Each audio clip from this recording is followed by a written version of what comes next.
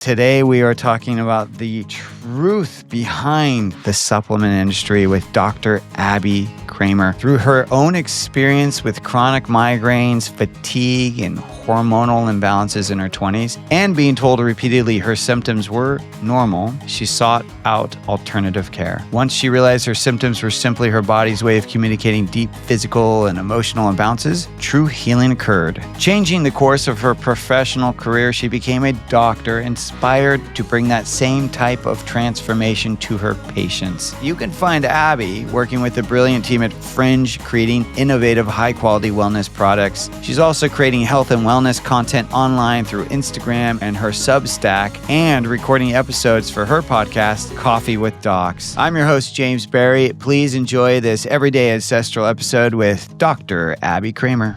Dr. Abby Kramer, thank you so much for joining us on Everyday Ancestral. Of course. Thank you for having me.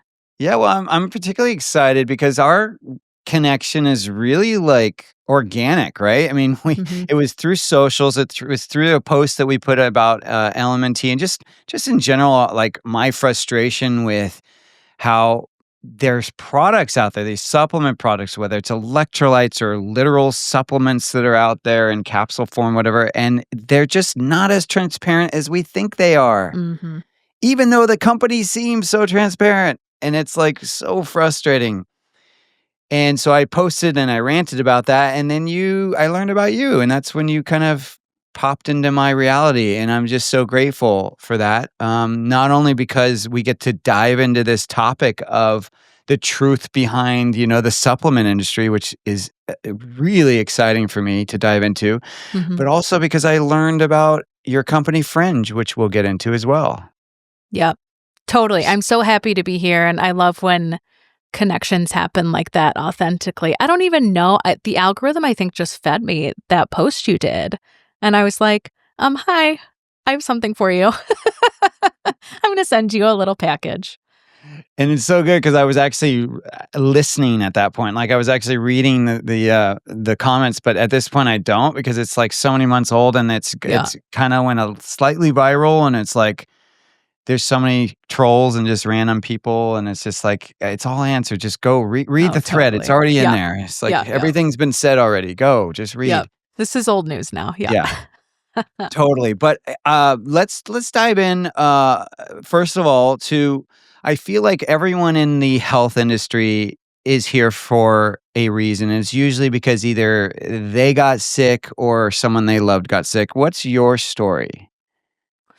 So my story is a couple parts, as many people's is. It's usually not one thing. But initially, my journey began, I got in a pretty bad car accident when I was in undergrad and got real bad whiplash, just really bad neck pain, like couldn't turn my head.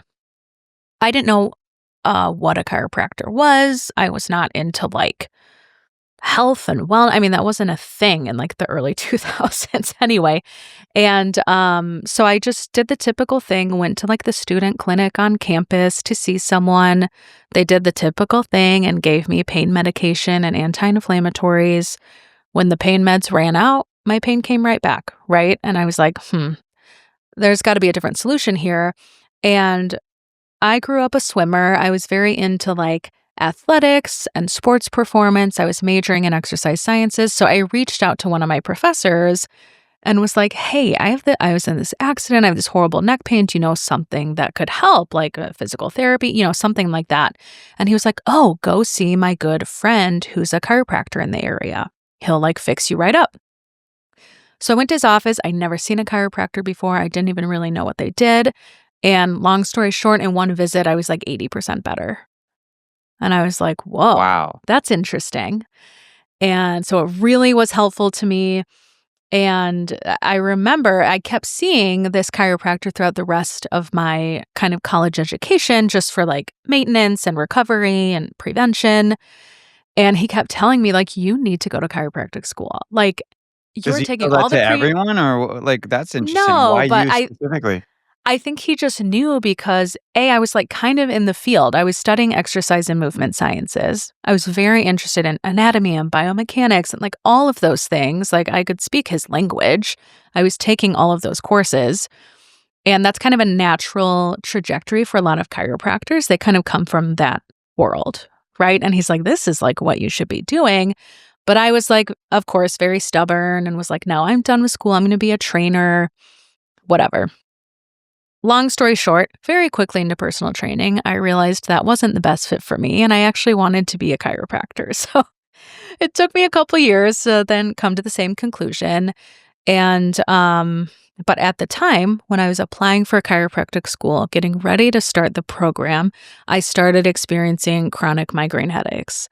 And this is more what got me really into what I do now, which is much more like integrative functional medicine approach. Like I don't only work with patients on physical conditions. I see a lot of people with autoimmune diseases and gut health issues and hormone imbalances and inflammation, right? All of that stuff. And I was like, I am not going to make it through chiropractic school with having all these migraine headaches. Like it's not going to be possible. I have to figure this out. And I was taking a couple last minute like prerequisite courses I needed to start the program. One of them being biochemistry, and my professor at the time was a chiropractor who did a lot of functional medicine work as well with his patients.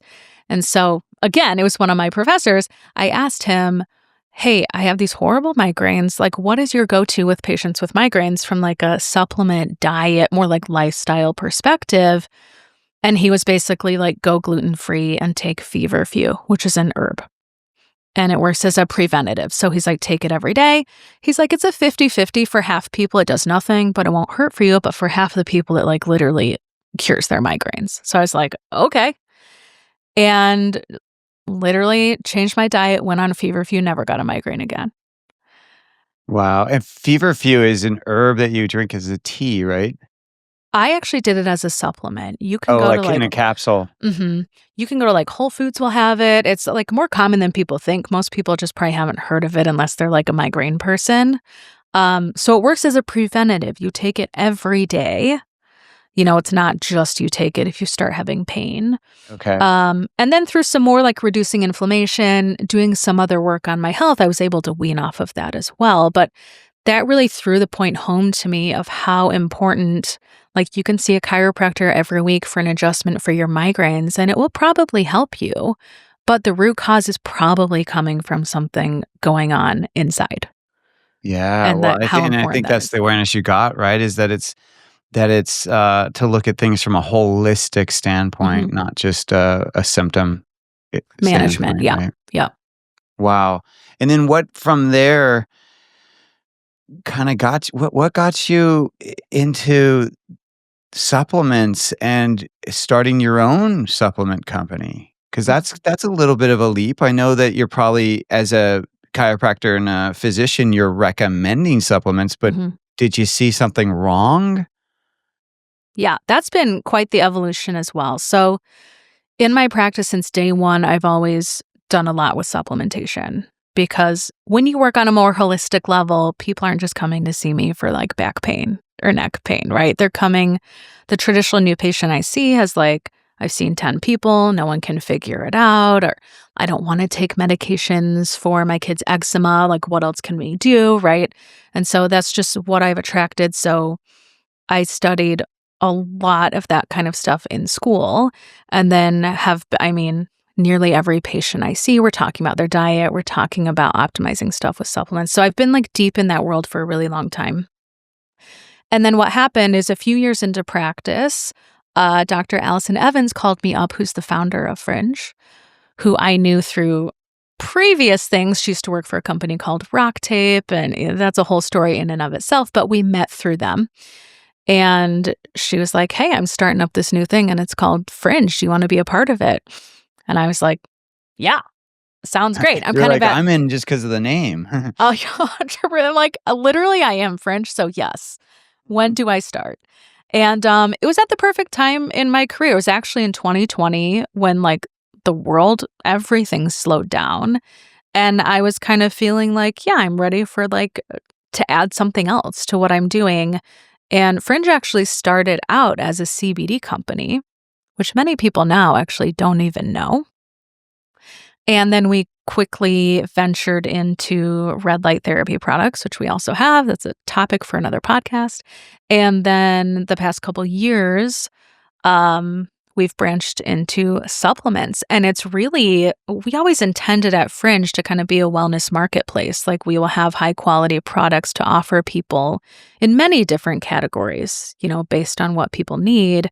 And supplements was just kind of a natural transition between our medical team, the three of us. Like Allison is very versed in developing products.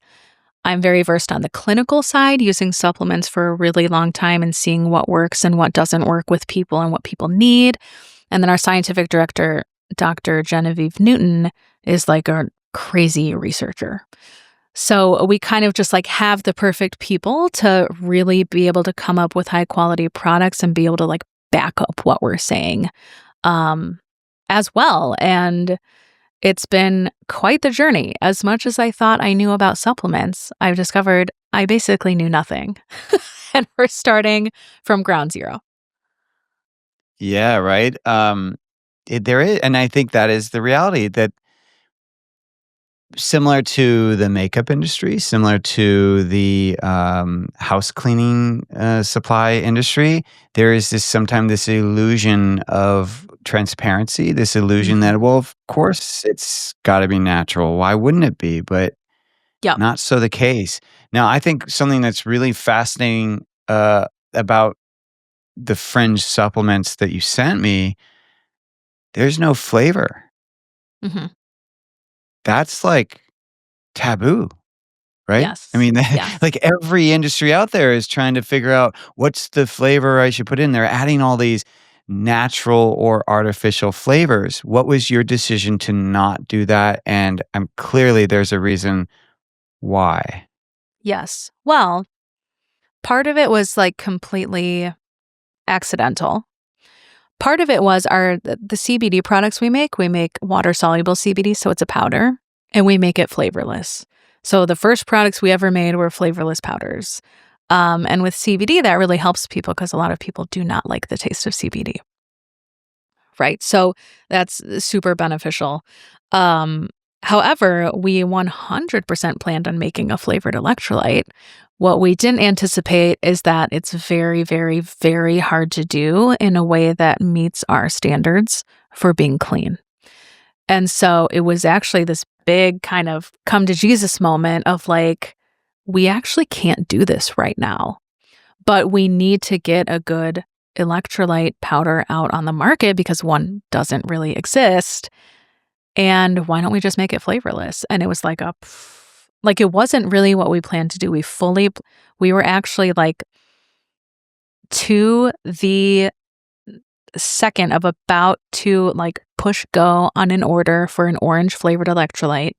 Tasted amazing. But then we found out there were like 4 extra ingredients that we were not told about that you don't have to have on the label. That would have been inside the product. That opens up a few questions right there because, first of all, how did you find out about them? Because a lot of times they're not disclosed. Mm-hmm. Mm-hmm. That's one. And then 2, why aren't they on the label? So the first part of that is, I think a lot of people actually just don't ask. So the way it works is if certain ingredients are in small enough amounts legally, they do not have to be on the label. So that's the case in a lot of products, especially supplements, especially powders. And we are like crazy about knowing every single detail from the ground up of what's in our product and what had been disclosed to us in this process. This is from like the flavor company, okay? This isn't from like our people. Was that, okay, the ingredients are going to look like orange peel extract, orange juice, orange oil, right? Something like that. And we're like, amazing. Like no one has a label like that. Labeled as a natural flavor or? No. Okay, could actually be labeled with orange those juice, ingredients. Orange oil, right? Okay. And we were like, great, no one has a label like that. Everyone else just says natural flavors, right?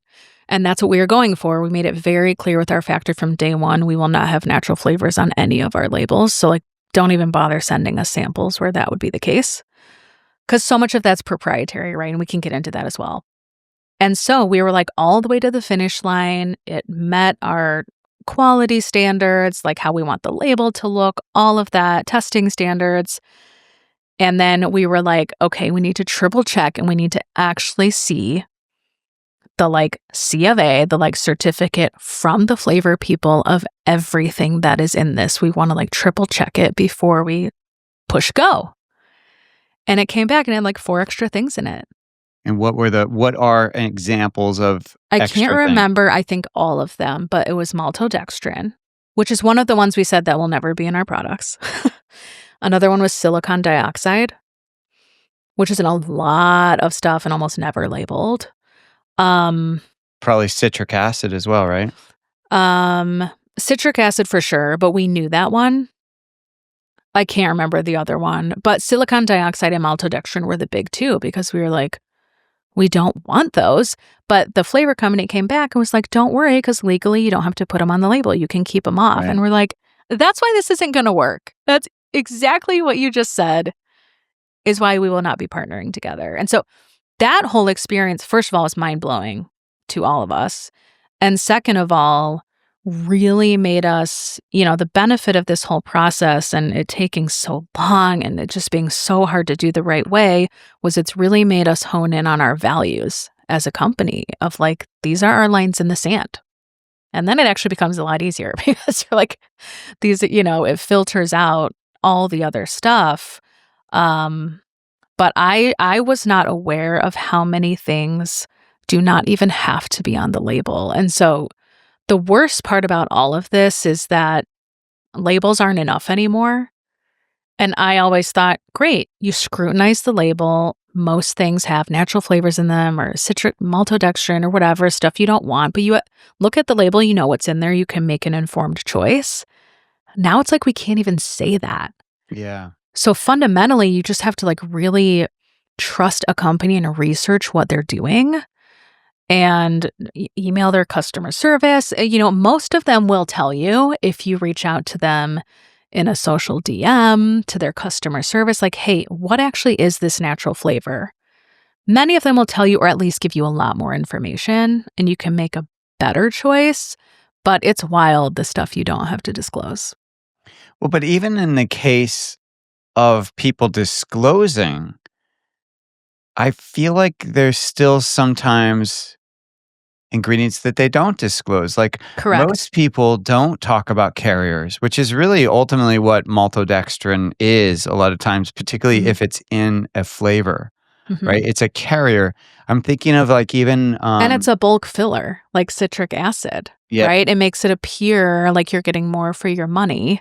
So there's more powder in your packet, but a lot of times it's not necessary. The amount of it is not necessary. Right. I mean, and I know, for example, I don't want to disparage another company in this podcast, but there is a coconut powdered company out there. And I know for a fact that it is impossible to have coconut powder not have a carrier. It's not like the water. Yeah, there's no way. There's no way. Right. It's impossible. Right. So that means that if you're eating anything or have any blends that have coconut water in them that is coming from a coconut powder, there's probably more carrier in it than there is the coconut water. Yeah. Yep. And the truth is, unless a company is posting publicly a certificate of analysis that shows you what is in their product, that they're testing the batch you consumed, that this is what's in it, this is what's not in it, this is what we test for, you just really don't know. And you're kind of just trusting what they say.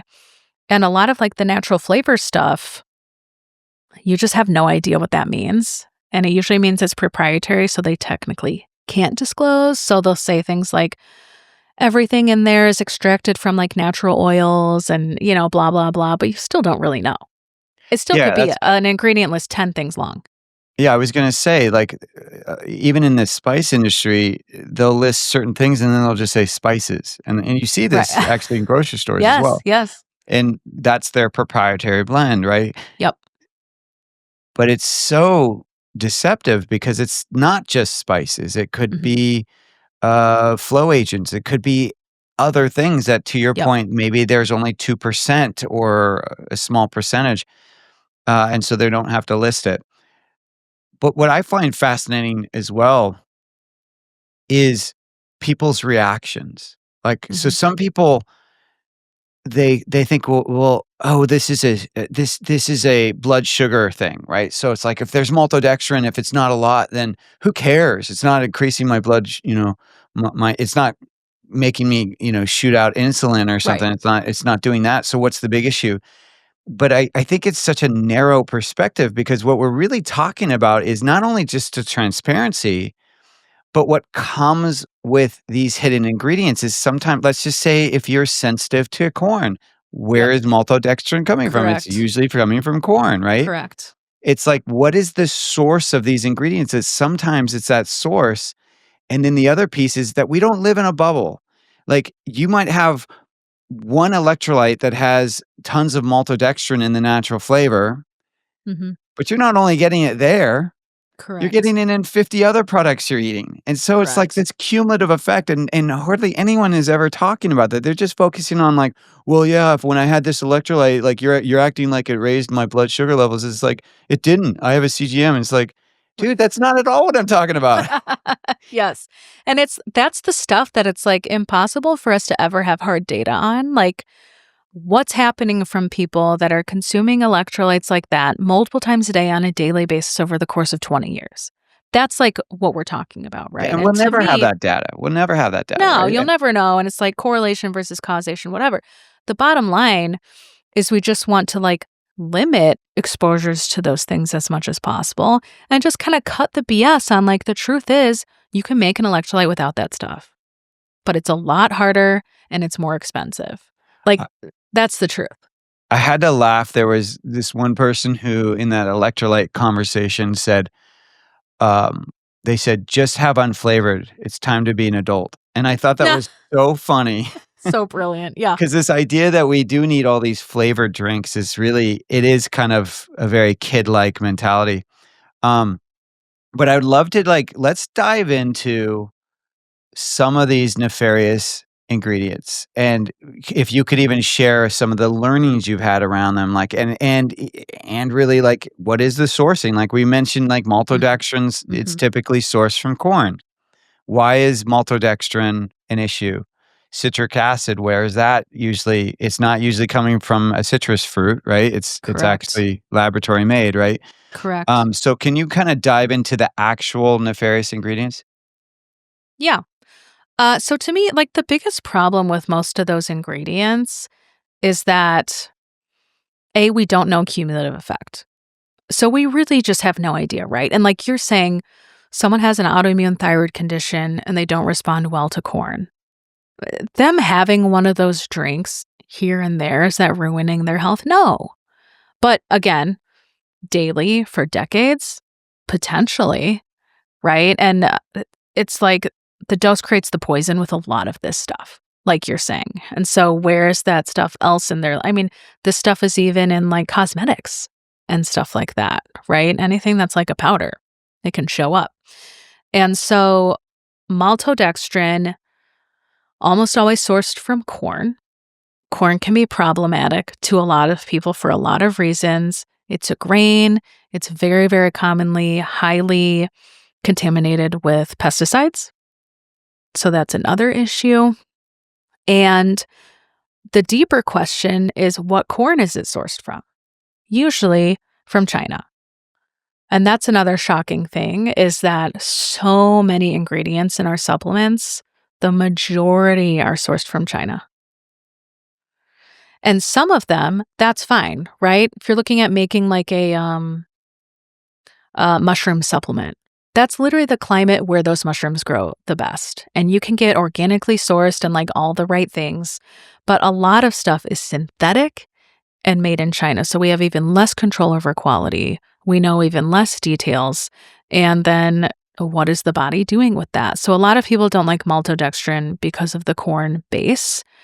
And it's a starch. It can spike blood glucose in some people, right? For some people, everyone's blood glucose and insulin response is different, right? Some people have a more healthy, adaptable insulin response and are going to do just fine with that.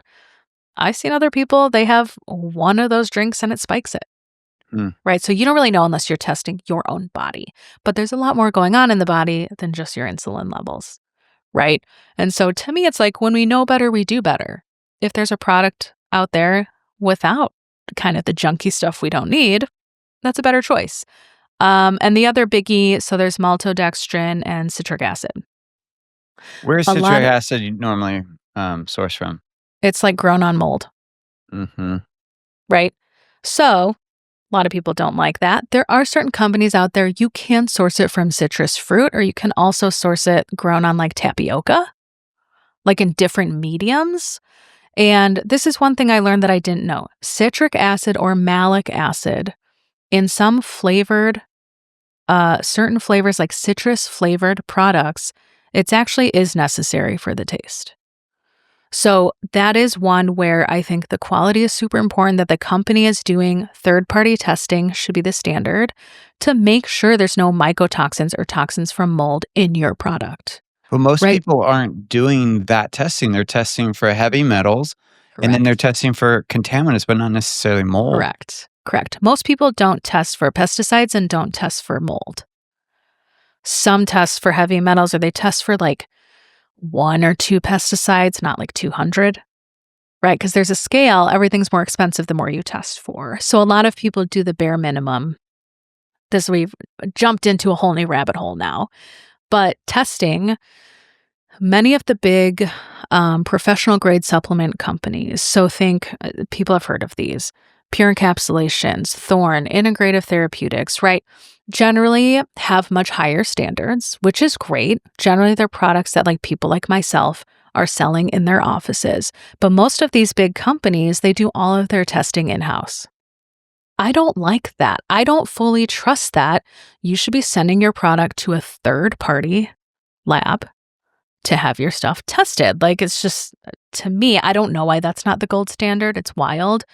And most of these companies, they don't disclose their results at all. They just say like, tested and pass, whatever regulations, right? But as we know, a lot of those regulations are like bare minimums. They don't really mean a whole lot. It means it's like safe for consumption, but doesn't meet the standards of what you actually want to be consuming. And so that's what we decided. And it's a huge gamble to take. I'm not going to lie. We decided to third-party test every single batch that we make, and we test stuff before and after production, and we publish the results on our website. So it's like, you can go look it up. You can go see the results. And, we test for every pesticide you can possibly test for. We do it all, but that I think we're like at the forefront of this. I think now the consumer is getting very, very smart. They're way more educated than before. They're demanding cleaner products. They're demanding transparency. Like, companies aren't going to be able to get away with this for much longer for just saying like our products are clean. Like, people are going to want to see the proof. How much is it? Do you know? I don't know if you know this kind of granular information, but do you know how much the testing that you guys do, how much it costs? Like total that you're spending just on testing? Because I know for us, example, doing heavy metals and contaminants, the heavy metals is $150 a SKU. Yeah. And It's a then, few hundred for yeah, everything. right? So you're probably Which, look, spending, in the grand scheme of things is nothing. So right. I think it's like gross that everyone isn't doing this. Like, you're not losing that much money and you're giving people the information that I just think everyone should have full transparency and informed consent, basically, when you're consuming a product. And especially like so many of our customers are mothers. They should feel good about giving their children like these products and know what's in them. And the reality is most people have no idea what's in like all of the products they're consuming, which is crazy. I think though you bring up a good point though around, well, what's the lens we're looking at it though? Because when you do these tests, they come back and they will say, "Oh, it's under the norm or Mhm. whatever, or what it's supposed to be." But to your point, sometimes that measurement is not as sharp Right. as you As want you'd it to want be it. as a practitioner, right? So there's the standard, but then as a practitioner, you might go like, actually, we want that to be Yeah. lower. Yeah. Yeah. And so the person purchasing this, like, what lens should they be looking at it, and how would they even know to look at it through that lens? Because that's what I get nervous about sometimes. I'm all for transparency, but I just get nervous of like, well, is this going to get misinterpreted? Right. And how do Right. I? And because then I can't control. I can't control if it gets misinterpreted. Right. Totally. I mean, that's where we haven't actually run into this. I think honestly, I kind of doubt a lot of people are downloading our like CFAs and reading them and trying to digest them. But that's where a lot of this falls on our scientific director, Dr. Genevieve. We try and model like the levels we want to see based off of what is naturally occurring in the soil. Mm. Right, because I mean, what else are you going to go off of, right? So when you're making a product like a mineral product or a magnesium, this is important for people to understand. There most likely will be low levels of some of those metals. Metals are naturally occurring in our environment. So you're talking about a salt, a mineral salt, magnesium that literally comes from rocks in the earth, right? So there will be, don't freak out if there's like really low levels of like arsenic and cadmium. That we are designed to live with these things in our world. It's more concerning if like lead is off the charts in a crazy way. But what I will say is I don't think many companies would actually give you their testing results, honestly. I Because think it would the be like testing really hard to results get are your hands on it. failing, you think? Or I think because so. yeah, Because if you have nothing to hide, what do you care? right. Someone reaches out to your customer service and you're like, yeah, check this out, you know?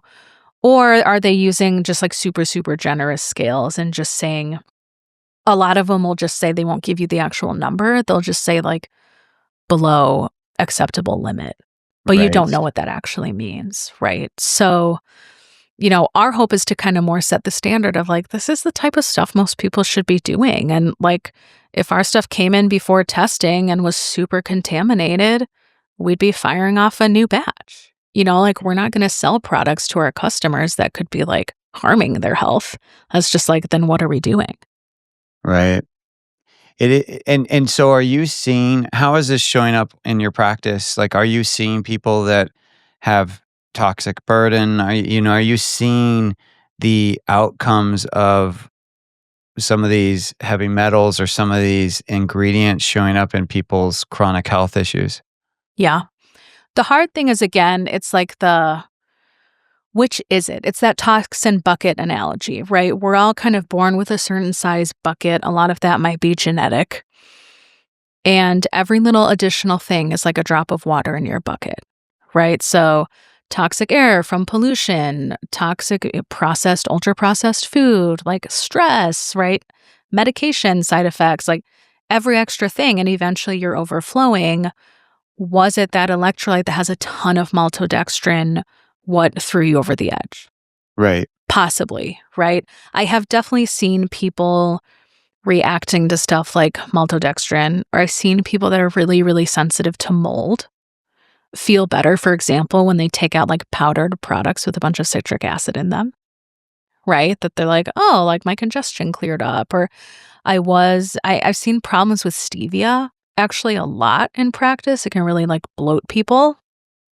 Would you So like, think it's I don't know because they're why. adding filler or flow agents to it, or why do Well, you think? right. Is it the stevia? Because stevia is, I mean, that's what's so fascinating about stevia. Like, stevia is a leaf. Like, you can Correct. grow it just like anything else. I have friends that have it in their backyard. They take the Correct. leaves, they pick them, they steep them in warm Yep. water, and it's a sweet tea. Correct.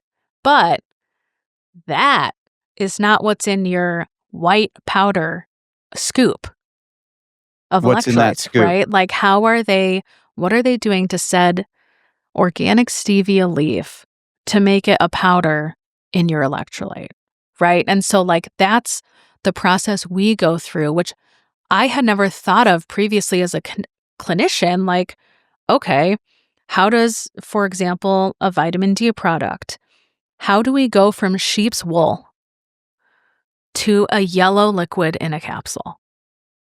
What is that actual process? You don't like wave a magic wand and it's in a bottle, right? And it's usually quite chemical. So just because something says it's stevia, what chemical processing is happening to super concentrate it into like one tiny drop is making your 30 ounces of water taste like raspberry.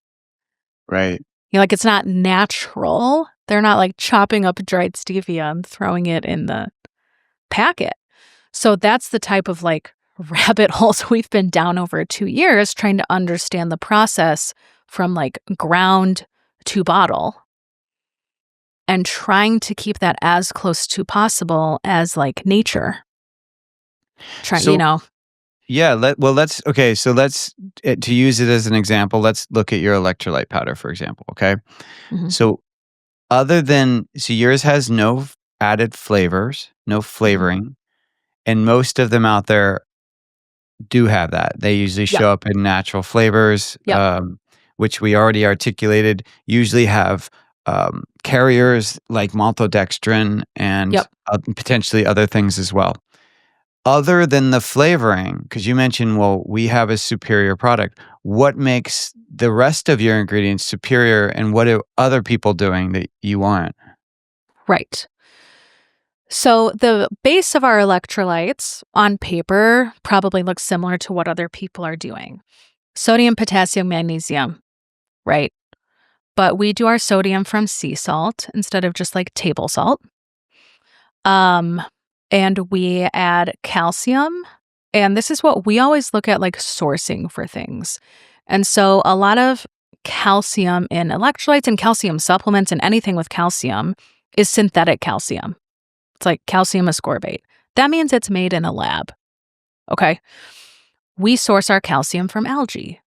So like those are the different things we do. We always want to source stuff from like nature or from food wherever possible. Right. And here's something people need to understand.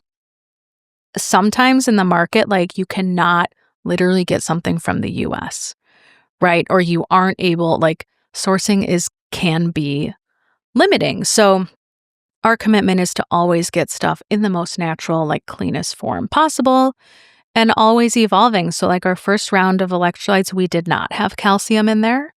But as the months went on and we researched more and studied the content of like mineral rich water, Dr. Genevieve was like, we need to put a little bit of calcium in this. Like calcium's super important. And you look up the content of like San Pellegrino, for example, and mineral waters, they all have calcium. And it's super important for absorption and mineral content. So we set out to find a calcium we could add, and we sourced it from algae, right? So we try and not do like super synthetic things. And then the other big differentiator for us is we add 50 milligrams of additional trace minerals to each scoop. So most electrolytes are just sodium, potassium, magnesium. Most of them don't have calcium. And then we add extra trace minerals, which trace minerals are also super important for a lot of body processes and just how we're mineral depleted of like the big guys because our soil's mineral depleted. Therefore, our food is mineral depleted. If you filter your water is mineral depleted, right? So the trace minerals are just as, if not more important. And so I feel like that is one of the biggest differentiators. And then the only, extra powder we add to our electrolytes is organic inulin from agave. And that is necessary in any powdered supplement. You have to have, like you're saying, a flow agent that helps everything stay evenly mixed and helps with dosing. But we always want to add something that is like sourced from food, that's like real, and that also has additional potential positive health benefits. So we decided on inulin because it's also a prebiotic starch. So it's also supports gut health a bit. And that's it. And that's your flow agent for your product, basically. Mm-hmm. Which if we were other people, it would have been citric acid. And how much of the flow agent is the percentage of what you make? Like for most products, is it like 50%, or are we talking, is it 10%? Most products are over 50% citric acid. Oh, yeah. Yeah. For sure. And it usually, in my opinion, it's just to bulk it up. Right. And this is another big, like, kind of come to Jesus moment we had as a team is we were like, our factory was like, I don't think you guys understand how small these tubs and scoops are going to be. Like, they're tiny. You've had our stuff. In comparison, it's like a tiny little scoop for our electrolyte. Or if they were stick packs, they'd Because be people don't need that much. miniature. Correct. And they're like, people might be like, their kind of comeback to us was like, people might get this and be like, I paid this amount of money for this and this is all I'm getting. And so we kind of wrestled with that because their advice was you might want to bulk this up a bit more, right? Interesting. And so we went back and forth on it and we're like, no, actually, that's our entire message. And now our tagline is small scoop, big good. I love Because it. it's like, it we only give inspired the you, movement. it's like the minimal amount, the absolute lowest amount necessary to maintain accurate dosing, to make sure everything's mixed, right? You don't want the whole bottom of your electrolyte tub to be salt and it tastes terrible. And, different things have different weights and they need to stay mixed properly. So you do need that. So that is one thing some people in like the super clean movement are like, none of that should be in there. It's like, oh, that's not possible. You do need something, but we can use very clean ingredients that also have added benefit. Wow. Yeah. I mean, that is so interesting because I've always heard with supplements at, on the practitioner level versus like Trader Joe's, that one of the reasons why Trader Joe's are so cheap is not because, they're getting a deal on their supplements. It's because there's less active ingredient in their supplements. So it's filler. It's more, you're paying for more filler. Basically. It's more filler and every ingredient is for sure synthetic from China. Because that's very cheap. So the quality as well, of course, right. Right. So, yeah. And yeah, so it's interesting because a lot of people don't really get that. They think, oh, I'm getting such a deal. It's like, no, you're getting maybe a quarter of the product you would be getting if you just got a practitioner Correct. quality. And that's the whole dosing conversation, right? Vitamin D is a perfect example of this. I'll see patients. When I see new patients, I always have them bring all of their current supplements in to their first visit. And it's very eye-opening, right, to what people that think have all the best intentions in the world are going out and buying. So, for example, they'll come in with a vitamin D. Most people know you should be taking a vitamin D, especially in the winter months, right? Especially during COVID, a lot of people got on the vitamin D train, which is great. We all need it. But like you buy a vitamin D even from Whole Foods, for example, right? More premium quality. That's like better than what you'll find at CVS or Walgreens. But most of those products are like 1,500 IUs. That's how vitamin D is dosed, individual units. And it's like, take one a day. Great. Okay. I've been taking this for 6 months. I supplement vitamin D. I'm doing the right things. The truth is most people need 4,000 IUs per day just to maintain a healthy level, right? Let alone more than that to raise your levels, right? And the vast majority of us are very depleted in vitamin D. And so, people be like, oh, like prescription grade or higher quality supplements are so expensive. It's like, actually not really. A lot of times you end up saving money because a high quality vitamin D product will be like 5,000 IUs in one pill. Versus the one from Whole Foods, is maybe $25 instead of $48, but you have to take 5 of them a day to get an effective dose. Yeah, I feel the same way about self-diagnosis. Like, I feel like people think they're saving money, but what they end up doing is they follow whatever they self-diagnose. They follow that protocol that they found on, the internet, and they're just spinning their wheels for years. And had they just gone to a practitioner who knew their stuff, they could have been done in 3 to 6 months. Yeah, and done the right testing and like gotten to the bottom of it. Yeah. That's so interesting. I want to just go right back to the electrolytes real quick because I always want to make sure we kind of like cover as much of a topic as we can. Can you share, even though we're, this episode is really about the truth behind the supplement industry and behind the supplements most of us are ingesting. But I also want to make sure people understand, like, why should someone be taking electrolytes? Why are electrolytes important? It's a great question. Electrolytes are important because a huge part of this story is just that we are so depleted in our modern world. I used to think, okay, we've all learned this growing up with like Gatorade. Electrolytes are important for athletes, right? Or you're sweating a lot. You do a sauna session. You're on vacation in Mexico. You need to like replenish your fluids because you're losing them. Yes, that's true. And we are so mineral depleted. Minerals are involved in virtually every single process of our physiology. And it's such a foundational support that, there was a study done on vegetables. The magnesium content in vegetables over the past 100 years has decreased by 90%. I know that figure is so, It's it, it's depressing embarrassing. It's so AF. absurd. Yeah, it is. And this is why everyone support regenerative farmers, please, because they are focused on restoring that mineral balance and like health back to the soil. Like it's such a fundamental thing. Well, But and then regardless, don't forget the other piece too is like, okay, so yes, regenerative farming is helpful, but once you pull that vegetable, it immediately starts to lose its nutritional value. So if correct, you who knows how long it's been in the grocery store and then how long has it been correct, in your refrigerator? A lot of correct. people don't realize it. They're getting zero micronutrients from it. Yes, They're just getting fiber. yes. And then you're cooking it and it loses more. Yes. It's basically I like mean, yeah. Limp so fiber. you're Limp getting nothing, guys. Instead of You limp need a biscuit, it's mineral limp supplement. fiber. And so, yeah, I mean, that's why we started out like our flagship couple supplements are minerals and magnesium. Magnesium is also a mineral that is super important for over 800 biological processes in the body. And we literally just are not getting it.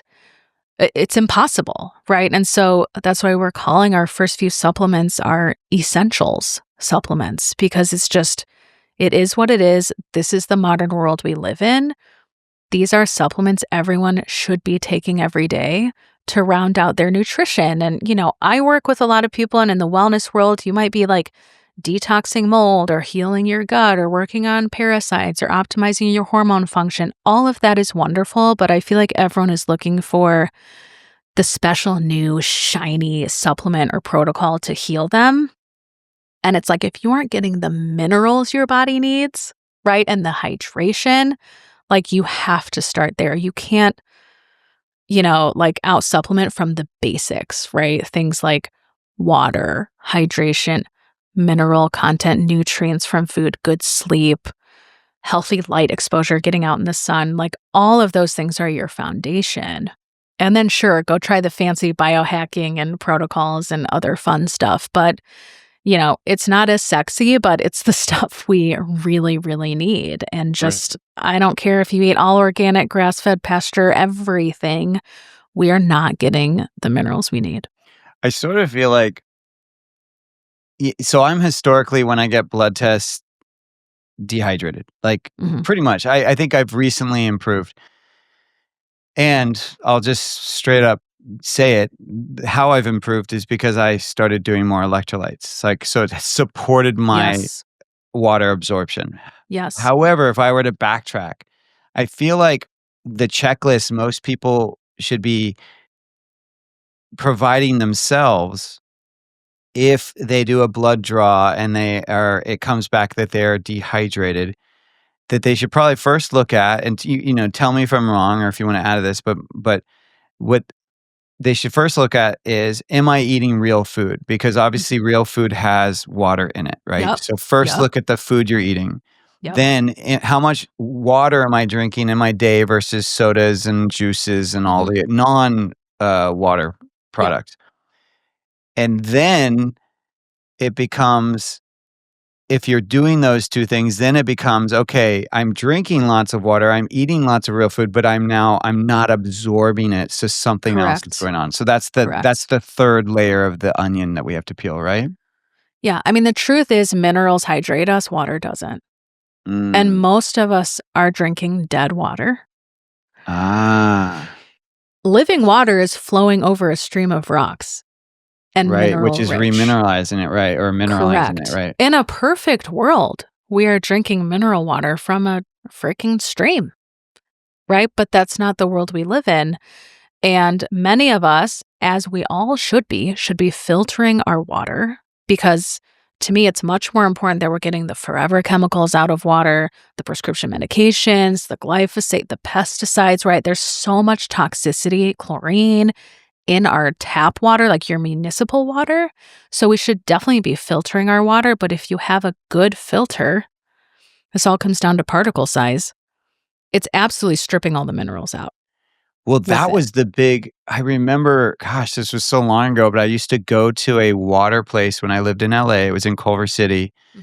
and we were getting bottled water. Mhm. And about I think I was doing it for 2 or 4 years. And about halfway in, so about 2 years in or whatever it was, I realized it was all reverse osmosis water. And I went to them and I said, are you Yep. you know, reverse osmosis removes the minerals. So are you remineralizing this water?" And they were like, "Oh, no, that's why we sell these little bottles of minerals." I'm like, Yeah. "You did not disclose." I was so pissed. I was like, Yes. "You You guys need are to be very selling us upfront dead about that. water."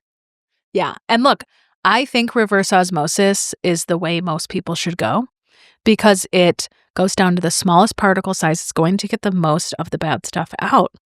But it absolutely is getting that's what I have in my home. I have a reverse osmosis system.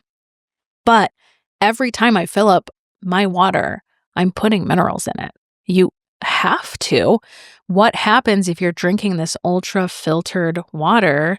Your body is going to pull the minerals from your bones. So what are you adding? If you when you drink your reverse osmosis water, what are you personally adding to your water?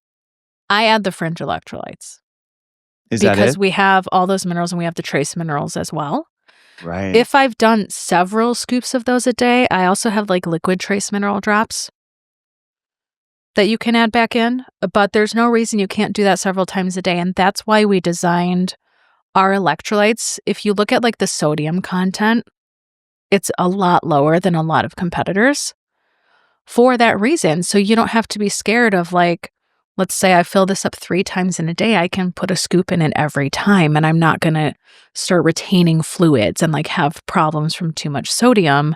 We wanted it to, it's an electrolyte, but also have an effect of like remineralizing. It's like making your water living again, Mm. basically. Is bloat the only way to really know if you're getting too much salt in the diet through electrolytes or your food? I would say bloat and fluid retention, like Mm. swelling in the legs. And you're I've not going to seen the bathroom you're not peeing regularly, that's retention as well, right? correct. Or some people, then they pee like crazy because their body's trying to get rid of it. Right. So a lot of people are like, all I do is drink water. I'm drinking like 150 ounces a day. I'm trying to be so hydrated and I can't stop going to the bathroom. It's like, then your body doesn't like the water you're drinking. Whatever that is, whether it's electrolytes or from your tap, your body is like, nope, no, thank you. That's not good for my cells and is excreting it and you're not absorbing it.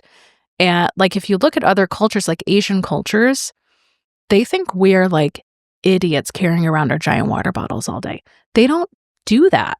But what do they have? They have mineral rich, like broth and soup with every meal Every meal, right? and herbal Even for teas. Like they're, breakfast. and like teas can be super high in minerals, right? So they are like, it's minerals that hydrate them. They're not true. We shouldn't have to drink our body weight in ounces to be hydrated. That's like just kind of how unhealthy we are, You know honestly. what's so funny is it's like I have not looked at it from that lens, and I've been Mhm. in the industry so long. Like, I got a kidney stone when I was in my early 20s, and that's what propelled me on this path of, Mm, like, "Oh, I gotta food affects your health. I've gotta yeah. take better care of Yeah. I have to be more mindful."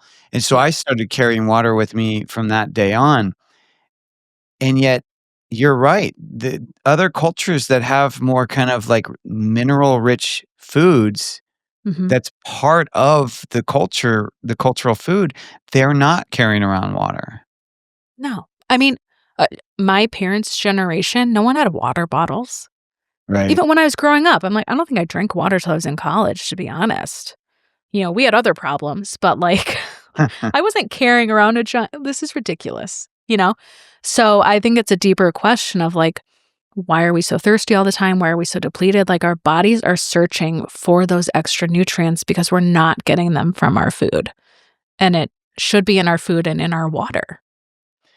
So, just to complete this, and I love that we went from, uncovering some of the supplements, these nefarious ingredients that are in supplements that are hidden that you don't know, to now, like, just how these things affect our health, because that's the reality. That's why we're doing these things, right? We're trying Mhm. to um, heal, we're trying to fix chronic issues.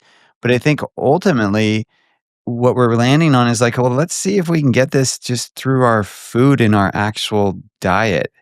Yeah. And I think for people to sometimes know that there's something wrong, they have to know what to look for. So we talked about electrolytes, talked about fluid retention, and sometimes where you have to pee a lot. What should someone's urine look like, in your opinion? It should be like slightly yellow, but not very dark. Yeah, not If brown. I feel like if it's completely clear, you're the type of person that's drinking a ton of water and just peeing it all out. Like you're not absorbing it, right? So it's good for urine to have like somewhat of a yellow color, but it shouldn't be super, super dark. It shouldn't smell super, super bad. It shouldn't be like foamy and like really dark. Do you think is it a if they don't notice the smell during the day, if the fact that when they go to wake up and they pee and the smell is stronger, do you think that's a sign of like, oh, there's something else going on? Or do you think that is that normal after you've slept through the whole night? I think that's pretty normal, Yeah. especially if you've slept through the whole night and you haven't used the restroom in 7 to 9 hours. Right. Your urine is obviously going to be more concentrated, and you also weren't drinking fluids all night long either, right? So the more concentrated urine is, the more it's going to smell. What last question, what's your opinion? Drink water when you're eating or no? No. And why? When we drink water when we eat, it really dilutes our stomach acid, hydrochloric acid. The stomach is meant to be a very, very harsh acidic environment. You guys know that because if you vomit, it's horrible. It's very acidic, right? It like burns. But that's what we want because that stomach acid is what should A, kill off any pathogens we're potentially exposed to. So when you get food poisoning, that's because it was a bad bug that your body couldn't kill off in your stomach. But most of us, there might be a little bug in that salad you ate. There might be a little microscopic parasite or a little bit of bacteria or virus. It gets into the harsh stomach acid, that super rough environment, dead on contact is what should happen. The second thing is that really helps break down our food, right? So people that get acid reflux, they eat and they're immediately bloated and they feel like stuff is just stuck in their stomach, like it's just a pit. Usually it's the opposite of what people think. They think they need to take antacids. Usually those people actually need more acidity. And drinking, it dilutes that environment, right? You're putting 10 ounces of water into your stomach. What is that going to do to the acid concentration? It's going to make it less acidic, At a right? time when you need it to be high acidic because you're Correct. actually And eating most food. other cultures, they also think it's crazy that we drink water with meals. They don't do that. They might have a glass of red wine, but they're certainly not drinking water. We should drink water outside of meals. And one of the worst things you can do from digestion, I'm victim of this sometimes because I love it, is doing like a sparkling water with a meal. Because that's going to mess up that environment even more so, right? But especially if they're the type of Why? Because person, it's sparkling water specifically? the carbonation. Oh, yeah. And it's just another way you're just like diluting that environment. You want your stomach to be very acidic to break down your food. Right. But yet when you go to fly, it's suggested that you do drink carbonated water, which is supposedly supposed to help you not get as dehydrated. Have you heard that before? No. Oh, yeah, you should try it. Like See on if airplanes? yeah, when they walk around with the Oh, cart to get a yeah. liquid, Yeah. request, soda water instead of flat water. I've never heard that. Interesting. I've noticed it helps. Yeah. Cool. Yeah. I don't know that it's almost the opposite in Yeah. that situation where the carbonation actually Right. helps you to kinda retain the water more versus just Right. peeing it right out. Yeah. Cool. Yeah. Well, this has been awesome. I hope those watching or listening have gotten a nugget because I think this is such an important topic. Mhm. Not only what is in the supplements we're taking, what the industry is technically hiding due to financial reasons and proprietary reasons, but then also like what is our body revealing about Yeah. what we need? And then lastly, and I would say maybe the most encouraging is that there are companies like Fringe that are thinking and producing products with a different lens and with a different set of values. So thank you for doing that and for making transparency a priority. Can people work with you? And please share where they can find you and tell us a little bit about your podcast. Yes, so people can find the probably best way for people to find me and look at all the things is Instagram. My handle's Dr. Kramer. And that links to Fringe. It links to like all the things, finding my practice and all of that. And my podcast that I do with my co-host, Dr. Nicole Huffman, is called Coffee with the Docs that we just had you on. Yeah, that was so much fun. Sadly, I didn't get to meet your co-host, but hopefully another time. I know. We'll have to do it again. Yeah. Well, thank you again for coming on here. I'm so grateful we got connected. And I'm excited. Do you guys have any new products coming down the pike here? We sure do. Back to the vitamin D conversation, that will be the third and last product in our essentials line, because that's another one we feel very confident that the majority of us need to supplement because we don't get enough sunlight, really. Therefore, we don't have enough vitamin D. And that was that whole rabbit hole of like, it comes from like processed sheep's wool and like, what is going on? No one talks about this. No one knows about this. So we have a vitamin D and K flavorless powder that will be coming out in March, but you can pre-order it now on the website. But same thing, same clean label, testing, transparent, no extra added fillers, all of that, and super absorbable. Well, if anyone wants to get Fringe products that we've mentioned here, just check out their line of goods. Fringe has been kind enough to give us a discount for you. It is going to be EA10, so E for everyday and A for ancestral, so EA10. You'll save 10%. I have tried the electrolytes and the magnesium, and I gotta say, y'all, like, it's so clean. Like, I put the electrolytes in a nice sized bottle of water, so I don't taste like it doesn't. It still tastes like normal water. You know what I Yeah. mean? But Yeah. if anything, it tastes even more crisp, like better. Right. But it doesn't taste salty, which is key. I think that's the fear people have when they see unflavored things, is that it's going to taste like an element or a metal or something. And that's because we don't put 1,000 milligrams in a serving like a lot of competitors, right? Which that works great for some people, but not all. So we wanted to just be a nice, safe, lower dose. Kids, it's great for kids who also, by the way, need minerals, probably more so than adults because their bones are growing. And so you can sneak it in their smoothies, sneak it in their water, and they're getting those super important nutrients. Yeah. Well, thank you again. And thank you all for joining us on Everyday Ancestral. I hope you're getting a lot out of these discussions. I know I am. Stay curious and please share. Thank you. Thank you so much for joining me on Everyday Ancestral. If you enjoyed this episode, hit subscribe so you don't miss the next one. You can find the show notes, links, and resources mentioned at eatpluck.com. That's EATPLUCK.com. And hey, if you know someone who'd get something out of this, share it with them too. Stay curious, live well, and keep it ancestral.